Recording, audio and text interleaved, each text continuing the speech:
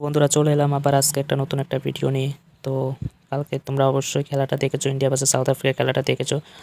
তো বলছিলাম যে তাহলে কি সত্যি কি টিম ইন্ডিয়া 2026 ওয়ার্ল্ড কাপ থেকে বাদ হতে চলছে? না, মানে টিম ইন্ডিয়ার বর্তমান অবস্থা থেকে তো এটাই মনে হচ্ছে। এবার আমাদের অবস্থাও বাংলাদেশ আর পাকিস্তানের মতো হবে, সমীকরণে যেতে হবে যে কোন দলটা কোন টিমের সাথে হারলে কার রান রেট কত, কার রান রেট কমলে আমরা সেমিফাইনালে পৌঁছাতে পারবো। এইসব আমাদেরও করতে হবে এখন থেকে। কারণ কালকে যে ম্যাচটা হয়েছে, যেটা দেখলাম, সেটা কোনো একটা ইন্টারন্যাশনাল পর্যায়ের খেলা হতেই পারে না।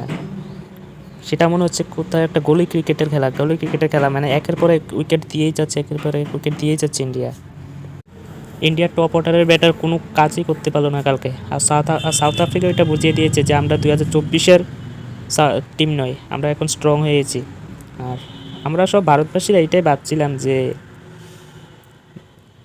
টি-20 এই বিশ্বকাপে ইন্ডিয়া হয়তো 200 বা 250 রানের প্রথম টিম হবে যে এটা বানাবে।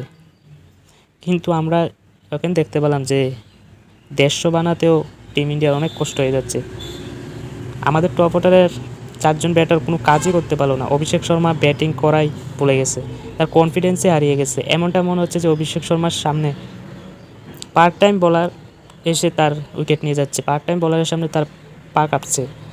আজ অভিষেক শর্মাকে নন স্ট্রাইকারে দেখে মনে হচ্ছে যে অভিষেক শর্মা তার উইকেট নিয়ে অনেক চিন্তায়, মানে তার কনফিডেন্স চলে গেছে। যে অভিষেক শর্মাকে দেখে সামনের টিমের প্লেয়াররা কনফিডেন্স হারাই ফেলতো, আজকে সেই অভিষেক শর্মা নিজেই কনফিডেন্স হারাই ফেলছে। আর এই ভয়টা টিম ইন্ডিয়ার মধ্যেও দেখা যাচ্ছে। আজকের থেকে প্রায় 1 মাস আগেও টিম ইন্ডিয়ার টার্গেট ছিল যে উপরে 2টা উইকেট পরে যাওয়ার পরেও আমরা আক্রমণাত্মক ব্যাটিং করব। কিন্তু আজ সূর্যকুমার যাদব যে টেস্ট খেলতে পারে না, সেও আজ টেস্ট খেলছে। তিলক বর্মা যে টেস্টে এখনও পর্যন্ত নিজের জায়গা বানাতে পারছিল না, কিন্তু তাকে দেখা যাচ্ছে যে সে ডাব্লিউটিসির প্রস্তুতি করছে। তোমরা অবশ্য লক্ষ্য করছো যে ম্যাচে ঈশান কিষান আর শিবম দুবে ভালো পারফরমেন্স করে সেই ম্যাচে ইন্ডিয়া জিতে, আর না হলে বাকি ম্যাচগুলো ইন্ডিয়া হেরেই যায়।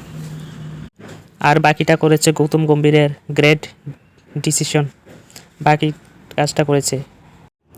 আই ডোন্ট নো গৌতম গম্ভীরের কী সমস্যা যে প্লেয়ার তার পছন্দের নয় তিনি তার সাথে এক্সপেরিমেন্ট করা শুরু করে। প্রথমে আরশদীপ সিংকে বাইরে রাখা, তারপর আবার প্লেইং 11-এর মধ্যে জায়গা দেওয়া, তারপর ওয়াশিংটন সুন্দরকে অক্ষর প্যাটেলের জায়গায় দেওয়া।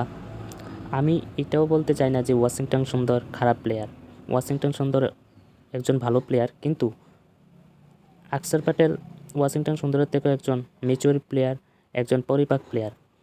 দেখো বন্ধুরা, অক্ষর প্যাটেল কিন্তু 2024-এর টি-20 ওয়ার্ল্ড কাপে সাউথ আফ্রিকার বিপক্ষে 31 বলে 47 রানের একটা ইনিংস খেলছিল। তো অবশ্যই তার এক্সপিরিয়েন্স আছে খেলার। তো ওয়াশিংটন সুন্দরের জায়গায় অক্ষর প্যাটেলকে খেলালেই হয়তো আজ রেজাল্টটা অন্যরকম হতো। সাউথ আফ্রিকার 20 রানের মধ্যে 3টা উইকেট পড়ে গেছে, কিন্তু ডেভিড মিলার কি সুন্দর একটা পার্টনারশিপ করে কত সুন্দর একটা রান করেছে, কিন্তু আমাদের ব্যাটসম্যানরা কেনই পারলো না। একই পিচ, একই গ্রাউন্ড, তারপরও আমাদের প্লেয়াররা পারলো না ভাই। যাই হোক, আর 2টা ম্যাচ আছে ইন্ডিয়ার, জিম্বাবুয়ে আর ওয়েস্ট ইন্ডিজ। এই 2টা ম্যাচে যদি কোনো একটা ম্যাচও হারে তাহলে tata bye bye world cup থেকে সোজা বাড়িতে, আর কোনো কথা নেই।